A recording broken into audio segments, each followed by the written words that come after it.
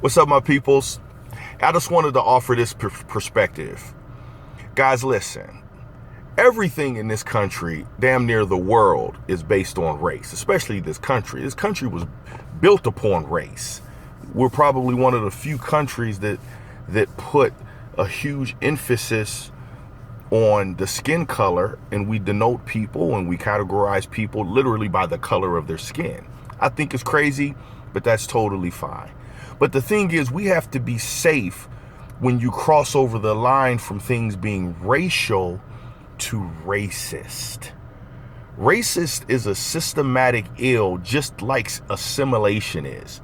It's actually constructed to tear down the human soul of another culture. That's what racism does. It's a system based upon skin color. Now, I do think we have an empathy problem in this country. And what empathy is, guys, is when someone has the ability or forces themselves to put themselves in the shoes of someone else who doesn't look like them or they don't share experiences. So what we do in this country, because we lack empathy, is that we have a perspective from our own minuscule existence and experience. We'll see something and we'll express that, believe it, and stand on it based upon our minimal experiences. And then we believe that it's the truth, right? Well, what that does is that in some ways that can minimize the existence of the persons whose shoes that you have not stepped into. Sympathy and empathy are different. I think the majority of the people in this world express sympathy when something tragic happens. You feel a certain way, right? You feel something inside. Well, empathy actually is the soulful action based upon the sympathy that you feel.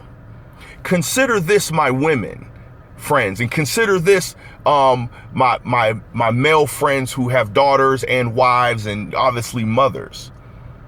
What if one of your children or your wife or your sister or someone came home and said, "Hey, someone raped me. Someone sexually violated me." And then you're like, "Oh my gosh, someone violated you. What were you wearing? Tell me the whole story. Why someone sexually violated you." Well, that's a lack of empathy. Well, understand this. When there's a culture, a group, even in sexual orientation or whatever, when someone hasn't or someone doesn't believe that others who are in control or who are in privilege don't show empathy or doesn't show the ability to say, "Listen, I understand where you're coming from. I may not agree, but I do understand where you're coming from." It feels like they're not being heard. This country was based and built upon a non-empathetic perspective. Colonists came to this country from England. Mennonites came to this country on a religious basis. Other aristocrats came to this country from England, from Europe. And you know what? They felt that their voices weren't heard. They felt that they were being minimized. So you know what they did? They sought out for revolution. They sought out to say, "Listen, we can do this on our own. We don't want to be a part of you anymore because you don't hear us. You're not empathizing with what we're going through." So when things are happening in the country, things are happening across the world, things are happening with your good friends who don't look like you, who don't sound like you, all experiences are different. When they're going through something, challenge yourself to stand in empathy. I know you will sympathize with them, but just like love is a choice. It's not a feeling. It's a choice. Choose to stand in empathy.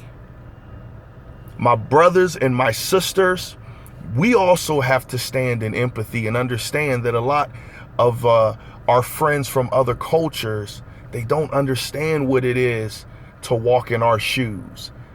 They've never been followed by police officers in this instance, which we're talking about. They've never had to be stopped just because of the color of your skin. They haven't experienced these things. Just because they haven't experienced these things does not mean they're racist. My white friends, be patient. My black friends, be patient. And let's walk in empathy if we choose to. If you say you want to be part of the solution, then have the patience to go through the drudge of the root of the problem so that we can change the root so we can evolve into our greatest future. I love you guys. I appreciate you. Holla at your boy.